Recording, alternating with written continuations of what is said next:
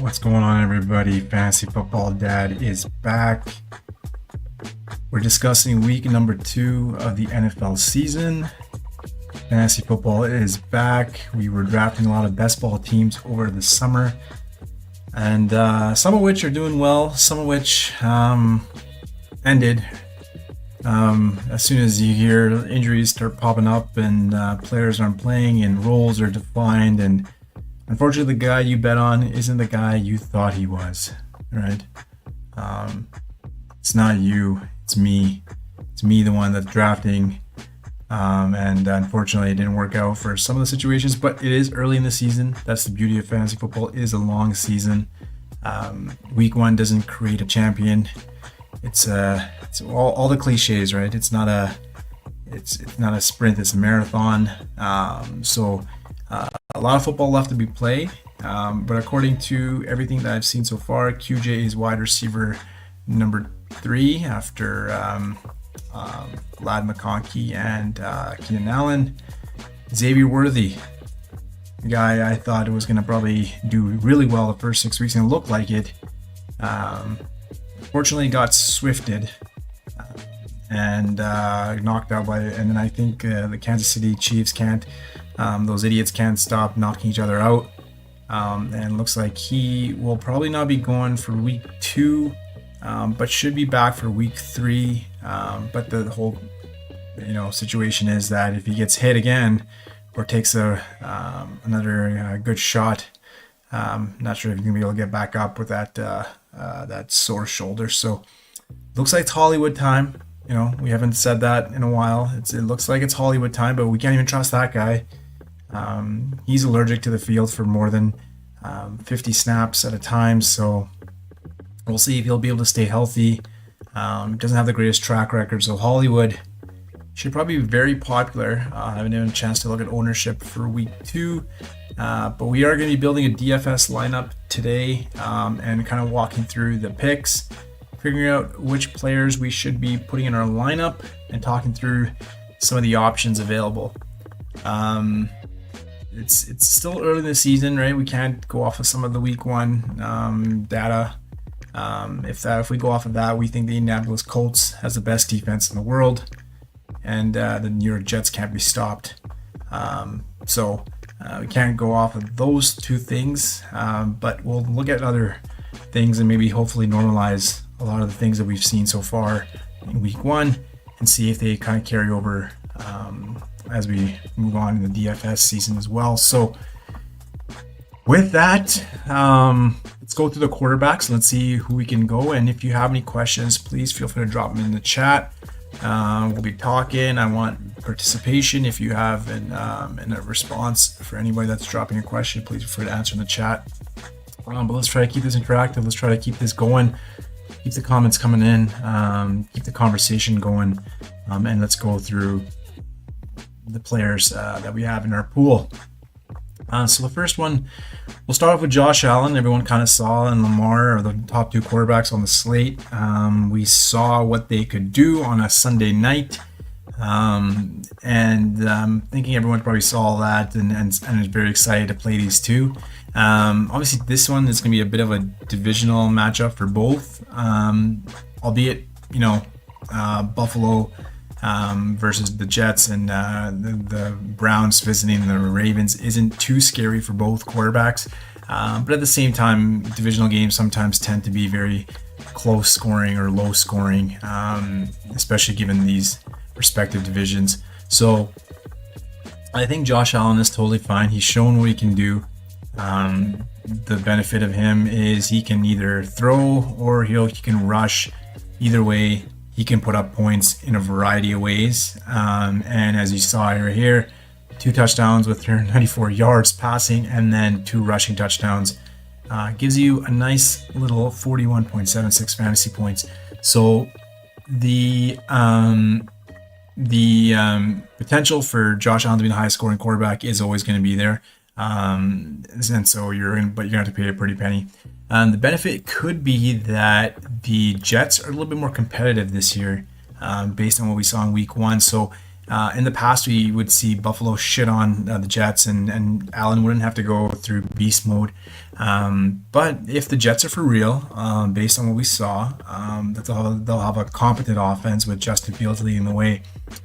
Allen could be looked at, to having to pull this one out as well, especially with being on the road. So the Jets are obviously a running team, so that means the potential for volume could be a little bit less when it comes to Jet, because it could be more of a ball control kind of a game where both teams like to run and like to control the clock. So it could be a little bit of a game where it's a little bit slow paced and not a lot of action. Not like the Baltimore and Buffalo game. So I do think Josh Allen is up for consideration. Sometimes with Josh, you just don't know who you're going to stack him with. The issue is that Buffalo has one of those, like I said, is a run first offense, so they're not going to be, passing is not their their go-to. But we did see Keon Coleman step up. I think he was a little bit of a sleeper in the during the best ball summer, and everyone hoping that he was going to be able to step up and be that player in year number 2, and he did kind of show some of that. He kind of showed that when the lights were bright and Sunday prime time versus the Ravens, he can step up. Be a little bit of a fluke, a couple of tip passes, but regardless, that's football. It doesn't matter. It doesn't have to be a straight pass all the time. If he can catch the tipped passes, that's good for him as well. So 11 targets kind of shows that games on the line, Josh Allen's probably looking at Keon Coleman. 11 targets, 8 receptions, 112 yards, 1 TD, so 28.2. That's gonna be that comes up to I think his best game, kind of totals his best game he had in week 1. So his first season. So if you have that in week 1, I think the arrow is just kind of pointing out for him. But like I said, if this is gonna be a game where it's gonna be kind of back and forth, or it does turn into a shootout like the Pittsburgh game, Keon Coleman is not bad. If we look at the matchups, though, it is gonna obviously we have to not worry, but I don't really want to play too much into wide receiver cornerback matchups because everything's so fluid. But we did see Sauce Gardner shadow DK Metcalf last week, in a sense, where he played both sides of the field. So there is that risk that Keon Coleman gets Sauce Gardner. And then if that's the case, that could be a little bit of a harder matchup for him. So it's not going to be as easy. Sauce Gardner is obviously one of the best cornerbacks we have in this league. And they do play man-to-man coverage now, given their new coach, Aaron Glenn. So that could mean that Shakir and Josh Palmer have easier matchups in the slot and outside, respectively. And then you also have Dalton Kincaid, who had a little bit of a resurgence game as well. So it's going to be kind of tricky to figure out who we could stack Josh Allen with. Like I said, the options are Keon Coleman if you think he's matchup proof, and which is kind of hard to say. The second week of his second year, especially against a good cornerback like Sauce Gardner, they might want to pivot to even a Josh Palmer, who won't cost you much. Let's see what Palmer's price is. Only $4,400, and not bad. He had 9 targets, so not too bad. He'd obviously put up only 11 fantasy points because there's no touchdowns involved, but not bad. 9 targets in a game that, like we said, potentially could shoot out. So and if for any reason Sauce Gardner is able to lock down Coleman, some of those targets that Coleman got, 11 targets, could go over to Palmer.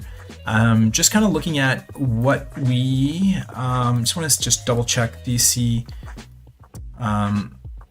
the red zone stats. So Keon Coleman had 2 red zone targets. He also had 2 end zone targets. Josh Palmer also had 2 red zone targets and 1 end zone target. And then Khalil Shakir had 2 red zone targets, and then Kincaid had 1 red zone target and 1 end zone target. And Khalil Shakir had 2 red zone targets and 0 end zone targets. So Josh Palmer was targeted in the in the red zone and once in the end zone. I remember that play. Didn't catch it, but at the same time, you can tell that he is, if he caught a touchdown, his stats will look a lot better. He would have 17.1 fantasy points if he had caught a touchdown with additional pass. So he could have reached up to 20 points. So I don't think Josh Palmer is a bad play, especially like I said, if we think that Sauce Gardner will be shadowing Coleman, then Palmer could definitely eat on the outside. Same with Shakir. The only thing with Shakir is he doesn't get many end zone targets, so I think he can rack up a lot of targets, which is great in PPR and in DraftKings scoring, but I don't think the touchdowns will be there. So if you think that Shakir can potentially have a good game in the middle, then that might be a good bet. Also, like I said, Palmer could kind of be like Calvin Austin last game week, where Calvin Austin kind of stepped up as the wide receiver 2 and had a good game. I think he had 4 for 71 and a touchdown, I believe. Let's just double check that. So Calvin Austin, sorry, I don't know what's going on with my first names today. Calvin Austin was able to step up 4 receptions out of 6 targets, 70 yards, 1 touchdown, like I said, DK was getting shadowed by Sauce Gardner, and then Calvin Austin opened up on the other side. So I think Josh Palmer could have a similar game. So I don't think he is a bad pick at 4,400. Definitely include him in my player pool, and when just kind of bet on the fact that like Sauce Gardner will shut down Keon Coleman, and then we also have the benefit of Josh Palmer away from the shadow coverage. Let's see what Kincaid, 3,700, not bad. Only had 4 targets last week, but he caught a touchdown, which is important. Looked good, looked healthy. Did lose a fumble, so get the good and the bad with Dalton Kincaid. But I said, like, he's an option as well if we think that the targets will open up a little bit more this week, given the shadow coverage. So, Josh Allen, like I said, always a great pick. You can't go wrong. He's always going to give you a minimum of 20 points. Like, rarely will he give you less than 20 points, but it has to be really divisional. I don't think Jets are that great defensively this year. They've changed their defensive scheme. So a little bit of transition period going on. I think he can exploit that. And like I said, Josh Allen can score in a variety of ways. He's not just a pocket passer. Those rushing yards are so important, and he can get around the goal line as well. He can score rushing touchdowns. So I think Josh Allen is in consideration. Lamar is Lamar. I don't know what else to say. It is a little bit of a harder matchup this week against Cleveland defensively. We saw Cleveland shut down Cincinnati. Obviously, Lamar is a different beast given his legs. But at the same time, we got to respect Cleveland's defense. They're legit. Jim Schwartz is I think, personally one of the best defensive coordinators in the league. So he always has a good defense, and they always play Baltimore hard. I think the benefit here is that Baltimore's at home, so I think Lamar does better in that situation. But at the same time, it could be one of those games where Lamar is not rushing as much, but does throw a couple touchdowns. So if I had to choose between Lamar and Josh Allen, I would probably go with Josh Allen, just because he's away. It looks like Buffalo will have to keep up if the Jets are decent, because the Jets are a running offense, and we saw Buffalo get gashed in the run game, which could and they're missing their best defensive tackle, the nose tackle, Ed Oliver in the middle. So that's only going to help the Jets' run game. So if I had to choose between the two, I would prefer Josh Allen as my top quarterback. And then we have Jalen Hurts, who, as we know, isn't going to put up the greatest passing. So he can't put up the greatest passing stat, but those 2 rushing touchdowns are, so key. And 62 yards rushing last week against the Cowboys. 2 touchdowns gave him 24 points, just like that. Only 152 passing yards, but he was efficient, right? 19 for 23. Just showed that he was efficient, even though that A.J. Brown, Devonta Smith didn't have great games. He did feed Dallas Goedert and Jahan Dotson and Barkley, so he was able to just kind of get by without even having to rely on his top 2 wide receivers. So that's the benefit you get with Jalen Hurts. And this is a Super Bowl rematch. We know we did in the Super Bowl. He was awesome. So once again, this is going to be away, so they're going to be in Kansas City. which means that it may be a little bit. Obviously, Kansas City has its own issues with injuries, and if they're not injuring each other, they'll probably end up putting up a fight. But we did see in the Super Bowl that they were able to shut down Barkley in a sense, like shut down the run game and make Hurts beat him through the pass, which they might try to do again this week. Seeing that that's how Dallas tried to do it last week, and they were kind of efficient in passing, but then it hurts his legs kind of in the end. What did hurt them? So Hurts is always a good option. I think that game is going to be it's going to be exciting to watch. I think everyone's eyes are going to be on the afternoon games. They're going to be on the Eagles and the Chiefs. So I definitely think if you want to have some afternoon sweat, I think having a Jalen Hurts stack with, and this is the thing, Dallas Goedert is hurt. It looks like he is not going to play. I think based on the practice report I saw today, I think he was officially ruled out. So I really love Devonta Smith for that reason. That takes away the middle of the field. Devonta Smith usually plays in the slot. Based on last week's stats, Devonta Smith was in the slot 70% of the time. Jahan Dotson was in there 45% of the time. So I think with Devonta being in the middle, being in the slot without Goddard around, I think he's going to have a good game. The Chiefs slot corner, Chamari Connor, is okay. He's not, I wouldn't say he's really a really scary matchup. Who did they play last? Who are they? Ladd and Keenan last week got the best of them. So I don't think you have to worry about that. I think that seeing how Ladd, Keenan, even QJ had some slot snaps last week, how they kind of ate him up in the middle and had him around. I don't worry about the KC passing defense. So I think Devonta, given Goddard's absence, could have a really good game.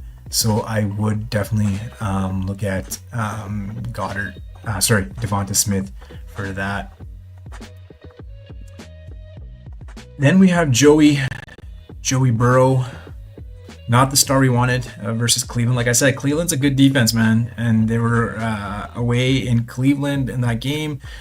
Cleveland just plays tough defense and has old man strength in Flacco, and they did not do anything in the second half. So 8.82 fantasy points, that is coming in those numbers are like mop up duty in the fourth quarter when your team is up 50 points and you're the second backup quarterback and you come in for 23 passes, 1 touchdown, and 113 yards of played the whole game too. That's crazy. Not the greatest start to the season. They did get the win. That's what matters. I don't think they care about their stats. I think they just want to get on the winning side and beating the season. I think that's all the Bengals care about, getting a good start and potentially making some noise in the playoffs. So Burrow, the stats aren't there, but we know that Joey is capable of big games. And I think now that he's going to be at home opener, week 2, got this stuff out of the way. Maybe they're feeling good about themselves.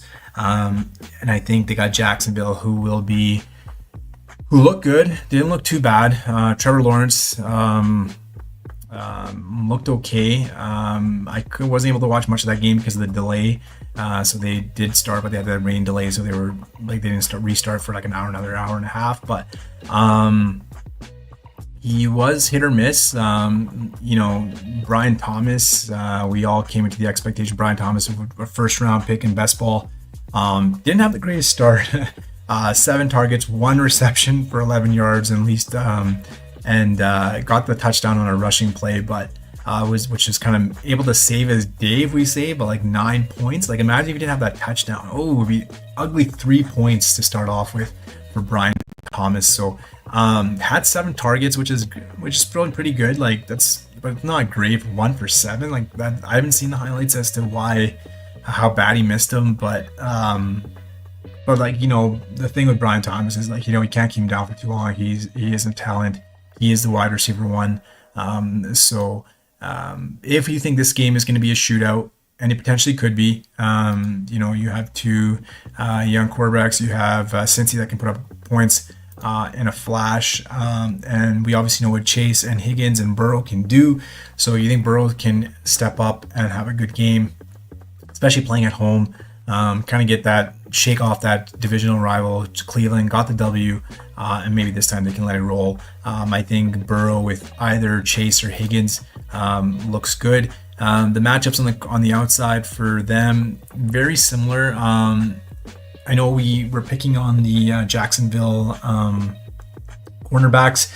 We didn't really get any good data because they were playing the Panthers, and we saw Bryce Young shits the bed. So they didn't really give them any good indication of their pass defense. Like I said, it's hard to go off of week 1 data, because if you have a shitty opponent, your numbers are going to look really good. So right now with obviously with Bryce Young shitting the bed, Jacksonville looks like a top defense, but that's not the case. Tyson Campbell is usually good, and then we have Jerry and Jones on the other side, and then Jordan Lewis of the Cowboys, previously of the Cowboys, in the slot. So I really think T. Higgins will probably, you can't go wrong. Jamar Chase and T. Higgins kind of matchup proof in a sense, especially if Joey Burrow is going off. So if Burrow is going off, either one could be a good play as a stack partner. Kyler Murray gets those same Carolina Panthers at home. So Kyler didn't have a bad game, pretty good, 21 for 29, 2 touchdowns, 38 yards rushing, which isn't bad at all, better than last year, I think, in a sense, for the number of yards in total, 7 attempts. So you want to see him using his legs, because any rushing quarterback, that's free points. Did they do great? No, 20 points maybe, but on the road, in the dome in New Orleans, we'll take it. 2 touchdowns is pretty good. He was able to find Marvin Harrison for 1, so let's take it for what it is. And he's now at home versus Carolina, they're not good. So I think this could be a potentially really nice game for Kyler. I think I really like Kyler this week, and maybe stacking him with, obviously, that it's only the 2 pass catchers that he has, Trey McBride or Marvin Harrison. Marvin Harrison looked good, so I don't mind that stack either. As you can see, Marvin Harrison is way down here at 5,800. Got 6 targets, 71 yards, 1 touchdown. Not bad. Better start than last year when he had like 2 points in his first week. But you can see that he is obviously built a bit of a better rapport now with Kyler Murray. I think he got missed on a second touchdown potentially, so he could have even a bigger game. Marvin Harrison is always a good play, especially against the Panthers. And we know Trey McBride, 6K, maybe wide receiver 1 if you look at the offense. 9 targets, 61 yards, no touchdowns, but still got 12.1 fantasy points. So you can go either way, I think. For Kyler, it's like I said, right now Carolina looks like the shitty team where Arizona should be able to handily beat at home. So if you think that's the case, it could go either way. We could go passing, or it could even go rushing. So James Conner as well, it would be a good play. It was a bit of a closer game away. Only had 12 rushes for 39 yards. Managed to save his day with a touchdown in the passing game. A little bit of a flip pass, I think it was. But regardless, Trey Benson did come in a little bit more than we expected, especially last year. So Trey Benson, a second-year running back that plays behind Connor, figured in a little bit more times, 8 attempts this time around, 69 yards. And so looked pretty good. He had a long run in that one of the 52 yards. So it's kind of hard to say what they're going to do. Maybe they are preserving James Conner a little bit, because this game wasn't like it was really like wide apart where they brought in Benson because the game was out of reach, and let's just rest James Conner and let's bring Benson in. It was only 2013, and they still incorporated Trey Benson quite a bit. So we could be seeing a little bit of a shift. I don't think James Conner is obviously on his last legs as a running back given his age. So we could kind of see a little bit more of a split. So that's the scary part with Conner. I don't think if he's going to handle. He might not be handling the big workload. So if you want to go with Conner as your running back, I would be a little weary of Trey Benson. I don't think it's the same where Trey Benson last year was a rookie, and so Connor was mostly in there. But I think they kind of Trey Benson had some time to learn the offense, show that he's legit, had a good run, explosive. So it could be a little more of a split this week. So if you want to kind of bypass that risk of the run game, I don't think Kyler's a bad pick because Kyler himself can run one in himself. So, 2 touchdowns and a rushing touchdown for Kyler is not out of the question. So I definitely think that Kyler with either Marvin Harrison or Trey McBride is a good stack as well.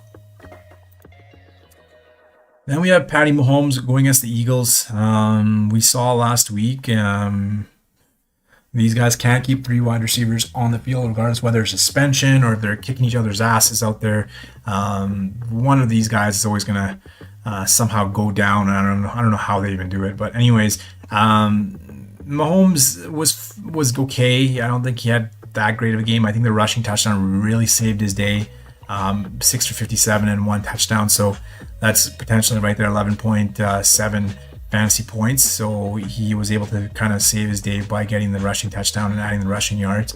I think that part of it had to do with like their game plan maybe being thrown out the window with Xavier Worthy being knocked out in the first drive. So that did put him up a little bit. But you have the option. It's going to be a good game versus the Eagles.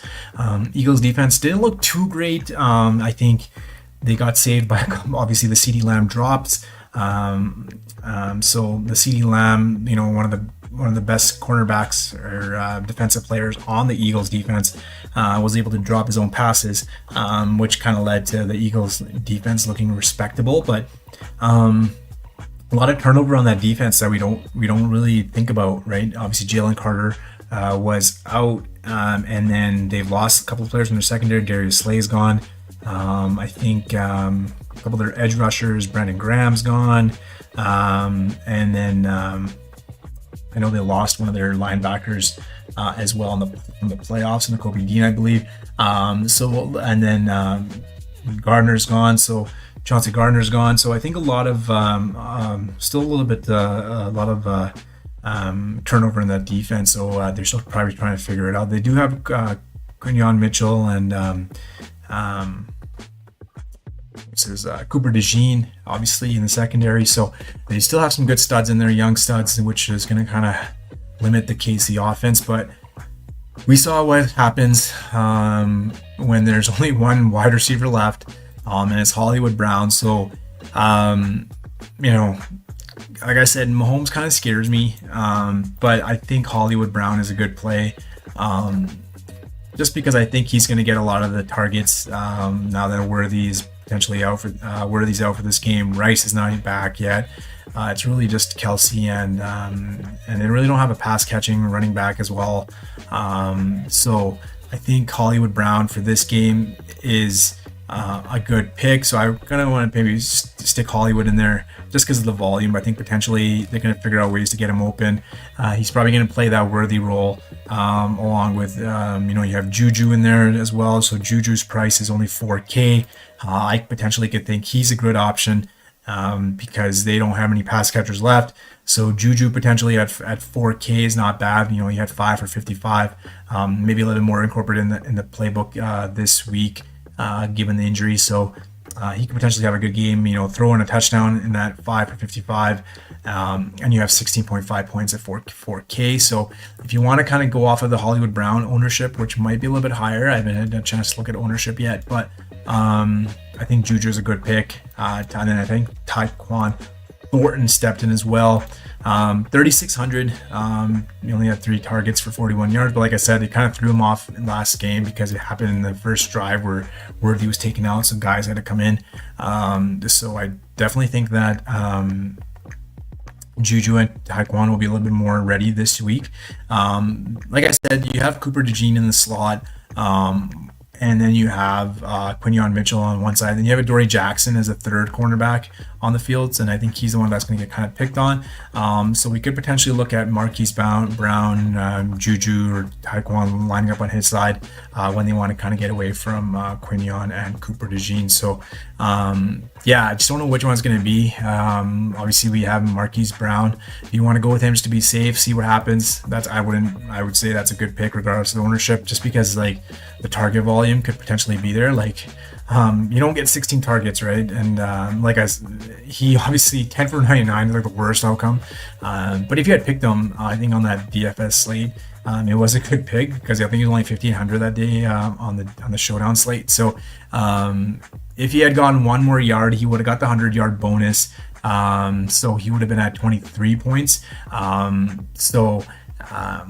Yeah, 23 points at 5,200 potential. Like I said, like the matchup is tough against the Eagles, but at the same time, the volume should be plentiful to kind of offset that. And it just takes one like long break where I think that long one where he had like a 49 bomb that Mahomes had to him when kind of broken coverage.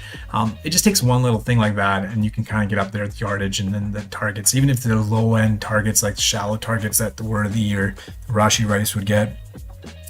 They still add up, right? In PPR, that they're awesome. So 20 points without any touchdowns, just on sheer volume alone. Sometimes you just gotta take the easy wins, and take Hollywood there. Bo Nix just nixed that game out, buddy. The first week didn't look good at all. As at home, he was one of my top plays. I thought they were just gonna destroy Tennessee. They did get the W, given they give a rookie quarterback coming into the high altitude in Denver, and yet didn't work out, right? The game was pretty close, so credit to Tennessee for keeping the game close, but I don't know if it was them keeping the game close or Bo Nix just doing Bo Nix things, right? And we come to see that Bo Nix is pretty good, pretty efficient, careful with the ball, but last game, just I don't know what the fuck he was doing. Had a fumble, 2 interceptions, as you can see in the stats on the page.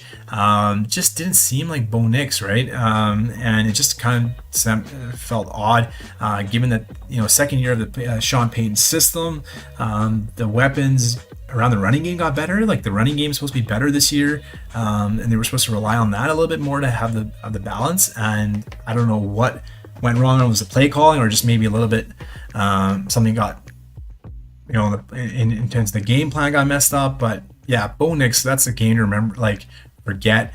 And he was at home too, so that's kind of scary. Kind of like Joe Burrow, I guess, in a sense. But just the turnovers didn't look good. 3 turnovers, just not great against Tennessee.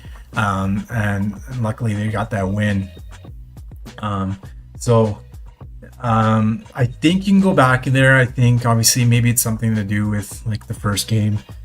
Jitters, I don't know why, it's a second-year quarterback, but anyways, second year now going on the road, playing in the Dome in Indianapolis versus the number 1 team in the league, the Colts, with that awesome defense. No, I'm just kidding. And Daniel Jones. So there's potential there. We don't know what the Colts defense is made out of. Obviously, they played Miami. Miami looked like shit. I don't think it was mostly the defense. I was just Miami just looking like shit. So there's potential there that they can get back on track. And we're not sure how that Colts defense really would be. I know they're missing one of their top cornerbacks. Charvarius Ward will not play. So they have Xavier Howard of the ex-Dolphins on the one side, and then Kenny Moore in the slot, and I'm not sure who they're going to stick on the other side. So there's potential there that it's a dome game. Cortland Sutton always looks good. I think that's the number 1 target. If you look at the Denver offense, you don't have to worry. Cortland Sutton will get his. He'll always get fed. So I think Nix and Cortland Sutton, Cortland Sutton will be a great pick. I don't think there's anything you have to worry about when it comes to Cortland and Nix. Nix, you have to worry about. Cortland Sutton's always going to get fed. He had a good game last week. Caught a touchdown, I know that. So let's go back and see what Cortland did. 6 for 9, 6 receptions out of 9 targets, 61 yards and a touchdown. Not too great, but still pretty good. Given the Nix's struggles for the week 1. So this game's on the road. Indianapolis looked good. So if it could be a game where this is a sneaky shootout. The only thing that prevents me from a sneaky shootout would be Denver's defense is really good. So I don't know if Daniel Jones is up to the task. We know what Danny Dimes is. We're mostly used to what Danny Dimes is not capable of, and that's being a good quarterback. So, but he looked good, had 2 rushing touchdowns, seemed efficient, but we don't know if that's just because Miami's defense really sucks, or if Danny Dimes is ready ready to take a step up. But so Denver's defense is really good, so we'll see how they do. I really think we have Patrick Surtain that's able to maybe shut down Michael Pittman. So you do have options in Josh Downs. Now that I think it's interesting, Josh Downs did not play that much. I think he didn't have that great of a game because they didn't need to include him. So I think games where Indianapolis is going to be down, or in a tight game where it's maybe a shootout or it's close, I think that's when we'll see Josh Downs in three wide receiver sets, playing in the slot. Obviously, having Tyler Warren in the middle as a tight end, it doesn't help your case anymore. I think Tyler Warren looked awesome. But the good thing with Tyler Warren is that he's going to get the priority, especially if they're in 12 personnel. So if Josh Downs not on the field, Tyler Warren's always going to have that middle of the field to himself. So I think that's the risk with Josh Downs. But maybe if you think that Denver is going to put up a lot of points and Indianapolis has to play catch up, then Josh Downs could potentially be a good pick. Because he will be away from Patrick Surtain, who doesn't go into the slot, but he will have his matchup against Jaquan McMillan is just as tough, and then you have Riley Moss on the other side. So I do think Surtain takes away Pittman. Then you have Josh Downs potentially that could open up, or you could have potentially Tyler Warren that could have a really good game because he's a tight end and it's a little bit more harder coverage, especially. And we saw that Tyler Warren is going to be involved in his offense. Look at Tyler Warren as well. He is 4,500, which isn't bad. If you're looking at maybe a wide receiver 2 in a sense, if you look at Pittman as wide receiver 1, then Tyler Warren could be wide receiver 2.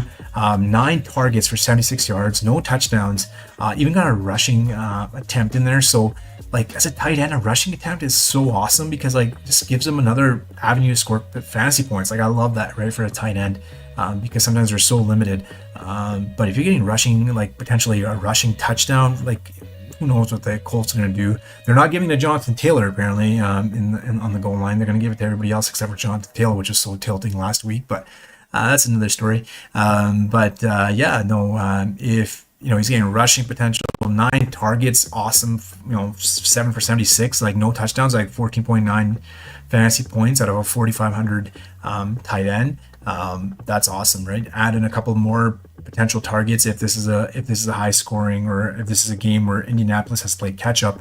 I think Tyler Warren is an awesome play. So he is my favorite play as tight end this week. So I'm going to stick in Tyler Warren because I think that Pittman will be taken out. Pittman had a really good game, but I think this game will be hard for him on the outside with Patrick Surtain. So I think Tyler Warren is going to get fed in the middle. And like I said, last week he got 9 targets for a game that wasn't even close. This week, if this game is even a bit close, or it's a little bit more where Indianapolis has to play catch up, 4,500 for a potential 10 to 12 target game for a tight end. Yeah, sign me up. That's Bo Nix. Jared Goff looked like Jared Goof, apparently, is what we remember.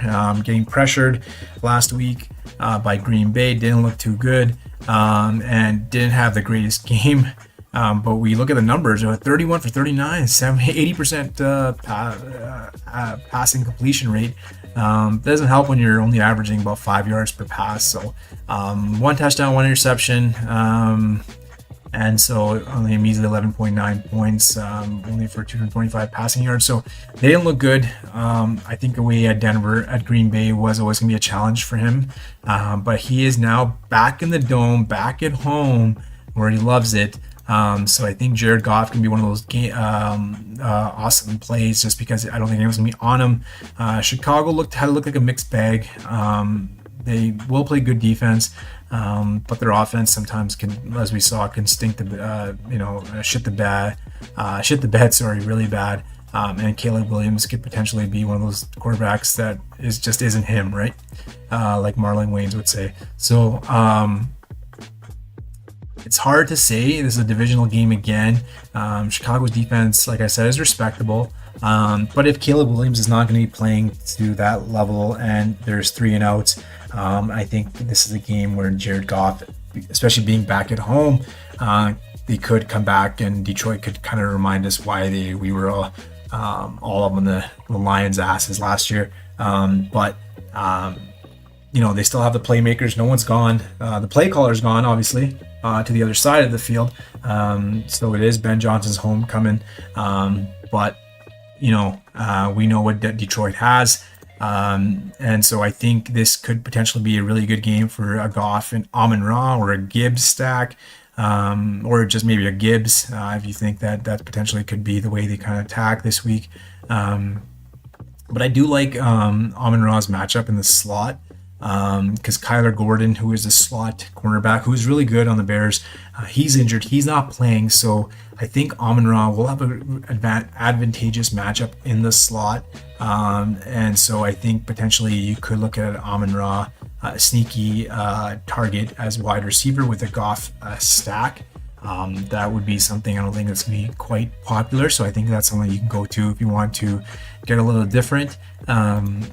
Like I said, Amon-Ra and Goff will be not that highly owned, but I like Amon-Ra's matchup in the slot, especially when their slot corner Kyler Gordon is not playing.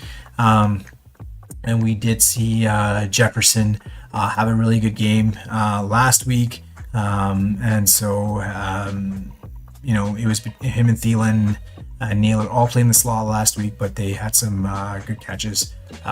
So they were able to kind of get that volume, and McCarthy was able to kind of, get his legs under him, start, getting his first game in, and obviously in the second half, you saw what Minnesota was able to do. So, like I said, Detroit at home, you can't go wrong on that one.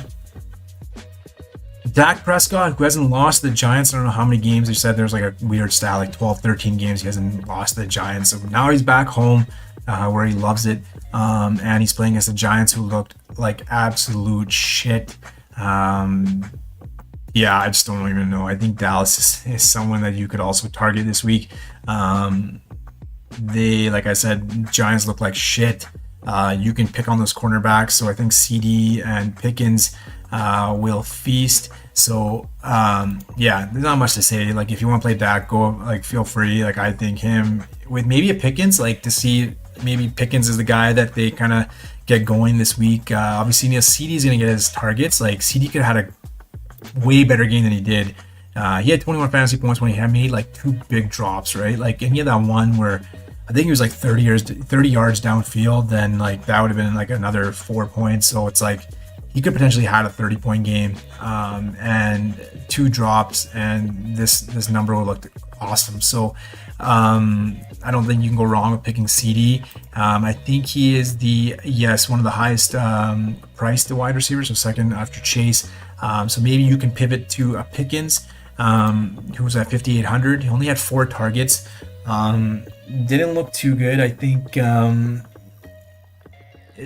it is Pickens being Pickens. He is always going to be the second option in the offense after Lamb. But if you think, obviously, Giants suck, they might not put up much resistance, so you might face the fact that they don't need to pass as much. Maybe they do, because they just want to, because they're a divisional opponent. They want to lay a beat down on them, especially being at home. So it could be maybe a double stack if you want to go that way route. But you also have Ferguson in there as well, so that kind of complicates things, especially around the red zone. Dak does like throwing to a tight end, so you can go either way. If you want to go with Lamb, you can't go wrong. You can make up the price somewhere else, I think, if you go a little bit cheaper running back. But if you want to kind of play that ownership game, I think Pickens would be an awesome pick, especially after not having a great game. His matchup on the outside is not too bad at all. He'll probably line up against Paulson Adebo, who's was okay, didn't do that well. And then they have, I think, Cordell Flott, I believe. I don't know, what kind of name is that, right? So Cordell Flott might land flat on his face by having to cover Pickens. So Cordell flat on his face might not be a really a big stumbling block, or might not show a lot of resistance when it comes to CD and Pickens on the outside. So I think feel free to play a Dak with either Pickens or Lamb, depending on how much salary you have left. Not a bad stack at all. Matty Stafford looked decent. His back was able to hold up. Was able to stand straight. Old man Stafford was able to get the ball to Puka, who had an awesome game, 10 for 11 for 130 yards. So, like, it's Puka being Puka. He's always going to get fed in that offense, even against Houston. Which is a little bit of a tougher matchup given the defense, but he did really well. So, what can you say? Stafford, and I don't know if I really would want to stack Stafford, given the opponent against Tennessee, because I'm not sure how good Tennessee's going to do this week.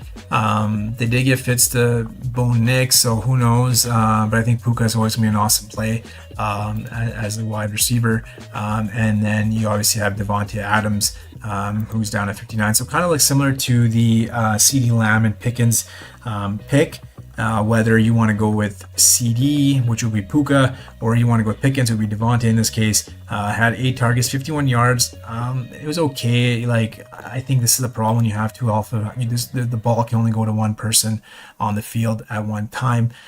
So I think with Devontae Adams, like, there's probably gonna be some games where he's gonna get featured, but majority of the time it's gonna be Puka unless there's an injury, in which case one of the wide receivers is gonna get fed if the other one's out. So I don't think Puka's a bad play. You saw how potentially like what he can do, and not even having to score a touchdown, just the number of the passes he gets, targets he gets. Is always a good play. So. Puka is up for consideration. Then we have Mr. Justin Fields, who I loved in best ball, just because of that rushing upside, right? Like, and he did pretty well. Like, I think there was some completion above expectation, and he was number 1 in the league for week 1. So Justin Fields just did it with his arm, 16 for 22 and a touchdown, and then 2 rushing touchdowns, which obviously is so awesome for a quarterback. When it comes to fantasy points, so 29 fantasy points, looked awesome. Like I said, we kind of talked about it earlier with Josh Allen. This could be a really sneaky good game. If we're looking at Lamar Jackson doing Justin Fields, is probably a good comp, a light version of Lamar Jackson. So if that game kind of goes the way we kind of hopefully, maybe if it's a shootout, Justin Fields is not a bad pick at 5,700. Like, that's awesome price. And you could stack him with Garrett Wilson, but you normally might not even need to stack him, just because of the rushing upside, right, with Justin Fields. So potentially with that, you can go with Fields.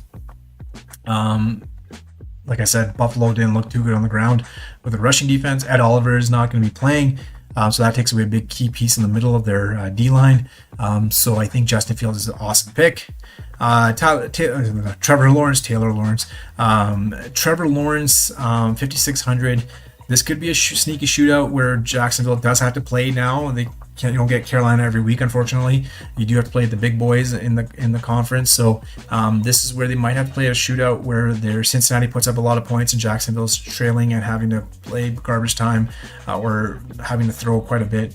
So Trevor Lawrence is not bad, 5,600. We have potential stack partners in Brian Thomas Jr. and also Travis Hunter, who did pretty decent. Like he played in the slot in the Liam Cohen offense, so I think that's going to be valuable as the season goes on, because we got to remember, the slot role in that offense is very important. Got 8 targets, albeit 33 yards, so he's going to be a lot of the short passes, I think, as Trevor Lawrence gets comfortable, or Trevor Lawrence learns how to throw or be a competent quarterback again. So 6 for 8, not bad, but when you have 33 yards, not the greatest. So only 9.3 points. But like I said, if he gets a lot more targets, gets 11 more downfield, and that, if you're getting 9 targets, or 8 targets, not a bad thing. So Trevor Lawrence is in play if you think that game is going to be a shootout. Aaron Rodgers kind of worries me. We saw what he did.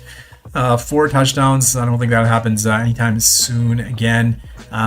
Seattle's defense is pretty good, but at the same time, it's a run-first offense. I don't know if they'll need to do that, because I don't know if Seattle's offense is going to be that great, like the Jets were. So, because Darnold is not Justin Fields, so I don't know if Aaron Rodgers is going to be able to put up that game. again. Caleb Williams, oh man, we saw what happened. He didn't have a bad game when you look at the stats wise. So I was looking at the stats after. I'm like, not bad. Like we saw his shitty throws that he does. So 21 for 35, 60% completion average. Then he had the one touchdown pass we saw to Odunze late in the game. Then he had the rushing touchdown at the beginning of the game, which we thought, oh God, this is like Caleb Williams. He's going to do awesome. And then it just sucked afterwards for the majority of the game until the last like little bit when he got that touchdown pass. But he showed off his legs. He showed off that he can run. He might have to scramble a bit. I don't know. I just feel like he just gets like happy feet, right? Like now he's gonna start running, or he just like it takes sacks. Like I don't know about this guy, whether his awareness or pocket presence is there. But like I said, Minnesota's a tough off defense. Like I think sometimes we forget how good their defense is as well when you're throwing a lot of blitzes with Brian Flores. So you got to be careful in that. So against Detroit, maybe he does okay. We don't know what to expect. Maybe need a few more games to see what he can do in the Ben Johnson offense. But 24 points, not bad given like he's ridiculed pretty much all game. Obviously the rushing touchdown really helped. His rushing total right there really helped because he got 11.8 points in just in the rushing department. So including the touchdown. So that did kind of save his day. But yeah, maybe we need to see a little bit more. Tua at home, I don't mind it. I think this is the worst you can ever see of Tua. Like I don't know what the hell he was doing. He was throwing interceptions. Like the one I saw, like he just threw the middle of the field. Like there was nobody around. Like I don't know what he saw or didn't see, and I don't know if the concussions are kind of trying to add up, and he's just not seeing what he's seeing. But definitely like just the shittiest game you could have possibly like want. To start off the season, and now that he's going back home against New England, could be a little bit of a tougher matchup, given the defense, given it's a divisional matchup. But like I don't know, it can't be any worse than this game. Like 2 interceptions, 1 fumble loss. Like this is like Bo Nix. Like this is Bo Nix's like numbers, right? Like he had Bo Nix's numbers. So if we're ready, okay to jump on the Nix train, we can kind of go back on the Tua train. They had a players only meeting after the game. I don't know what that means. Maybe Tyreek just yelled at him and said that he wants to be the coach and he's leaving. I don't know what have happened in that players only meeting. But if they've maybe turned a corner, maybe they realized, okay, we sucked in the first week. Let's kind of come back in week 2. Let's smarten up. And I think Tua historically at home does do a lot better. So Tua at home is going to be a better Tua. He sucks on the road, but Tua at home might be better. And like I said, the offense can't suck anymore than they did. So he's not a bad pick. You can obviously, I don't know, Waddle scares me, Tyreek scares me. Achane, I think, is the only player I'd probably play in that offense. So maybe see what happens. But I think Achane is matchup proof. The way he gets the ball, he's pretty good. So on that one. So welcome Mega Brick in the chat. He says start Kyler or Herbert. So we haven't got to Herbert yet. We did talk about Kyler Murray. I think Kyler Murray is an awesome play. He's playing against Carolina. Carolina sucks ass, and he's at home in the Dome, home opener. So he's a good pick. But then you have Justin Herbert, and he showed what he could do against the Chiefs. So I don't think you honestly, it's not really, it's hard to pick between the two. I think both players have a great matchup. I think Las Vegas doesn't really scare me at all as well with Herbert. And if he's going to be passing out dimes and he has 3 stud, like not, I wouldn't say, I think he has 2 studs. QJ sometimes is hit or miss, but 2 stud wide receivers. Looks like a prolific offense. Looks awesome. And Arizona, like I said, has an easy matchup. He has 2 good pass catchers as well for Kyler. So, Mega Brick, I don't know. I can't tell you either way. Both players have awesome matchups and have shown that they can put up points. Obviously, Kyler has the rushing ability as well. It can score rushing touchdowns if the passing game's not working. But against Carolina, you don't worry about that. I think this should be okay either way. So yeah, I wouldn't mind going with either one. His other question is Arizona defense or Buffalo defense. I would probably go with the Arizona defense with this one because they're playing Carolina. We saw what Carolina did last week, shit the bed against Jacksonville's defense. So I don't think Jacksonville's defense is any better than Arizona's defense. So I would definitely go with Arizona on this one. They are at home, so Carolina is traveling to Arizona. So that is always a tough one for a road team. And Arizona's defense is pretty decent. They held New Orleans, which is probably, I guess, comparable to Carolina if you look at offenses in terms of like how they shit the bed in week one. So I think that Arizona's defense did pretty well. So I would go with Arizona's defense. Buffalo's defense kind of scares me. Because you're facing Justin Fields, which is kind of similar to Lamar Jackson, right? A lot of running involved. So you have Buffalo's facing a run-first offense in the Jets. Baltimore had a lot of success running on them, so that does worry me. And then Buffalo is missing their stud nose tackle Ed Oliver in the middle of that D line, so that doesn't hurt the Jets' rushing attack, right? That only helps them. So a little bit concerned on the Buffalo side. I would probably go with Arizona on this one, Mega Brick. But with Kyler and Herbert, man, that's a luxury. I don't think you can go wrong with either one. So just close your eyes and pick one. I think you're okay with that one. Thanks for your question. I appreciate it. If you have any more, please feel free to drop them in the chat. And also, if you could, please like and subscribe. That would help a ton. But thank you very much, Mega Brick, for your question. So going back on this one, we're going to look at now, I think we looked at two. We have Drake May now. So if we think Drake May could beat Daniel Jones, or if we think Drake May is better than Daniel Jones, we saw what they did to Miami. So if Drake May, has a really good matchup in Miami. Miami lost their top cornerback. I was going to say cornerback duck. Miami lost their top cornerback, Storm Duck. It's a real person, guys. Storm Duck sounds like an action hero, but Storm Duck unfortunately is down, and he's not going to be playing cornerback. So I think New England, his offensive matchup just got a little bit better. Miami's odd defense looked like trash. And then so Drake May potentially could have a really good game. Even in last week, he was at home, threw it 46 times, which is nice, for 287 and 1-1. Did add a little bit, didn't rush as much as I thought he would. Only 11 yards rushing. We kind of were expecting him to have a little bit more of a rushing,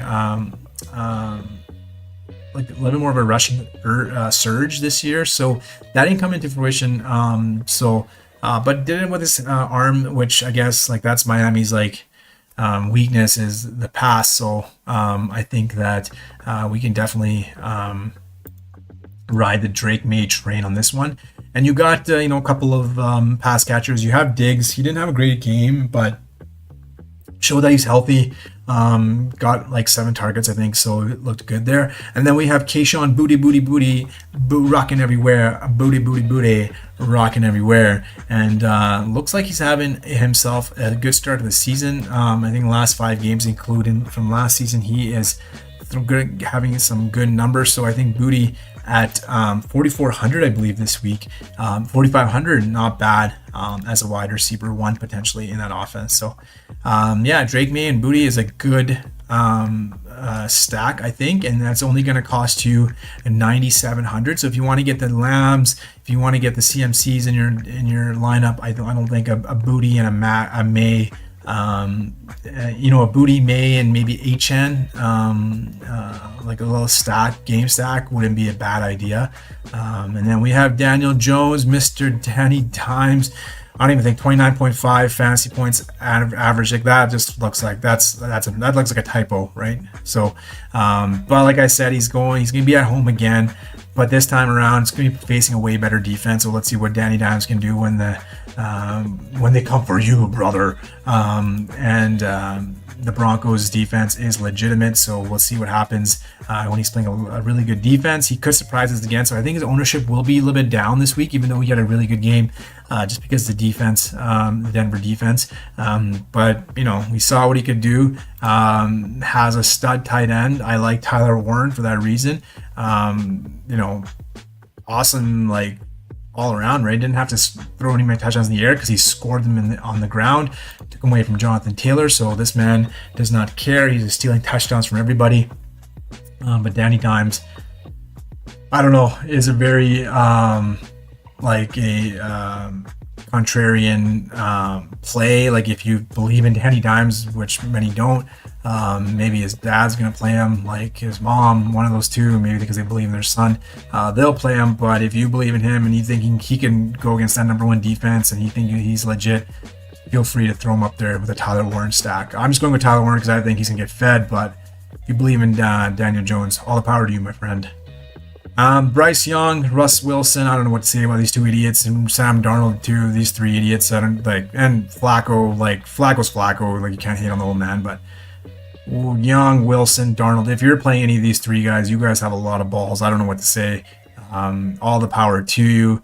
If you think garbage time is a real thing, you think they're just gonna having to throw in the last within the first minute of the game starting, then it is what it is. But yeah, these three, I don't know what to say. Knock yourself out if you want to go with these three at the end there. So that's the quarterbacks. Those are the quarterbacks we are going to be talking about today. I appreciate everyone coming onto the show. I will come back and maybe we'll talk about the running backs and wide receivers. But those are the quarterbacks, and we will come back. Fantasy Football Dad will be back to discuss week 2. Please feel free to drop in. Please feel free to like and subscribe if you like this content. And we'll be back to discuss the running back and wide receivers. Take care, everybody. Your dad is out.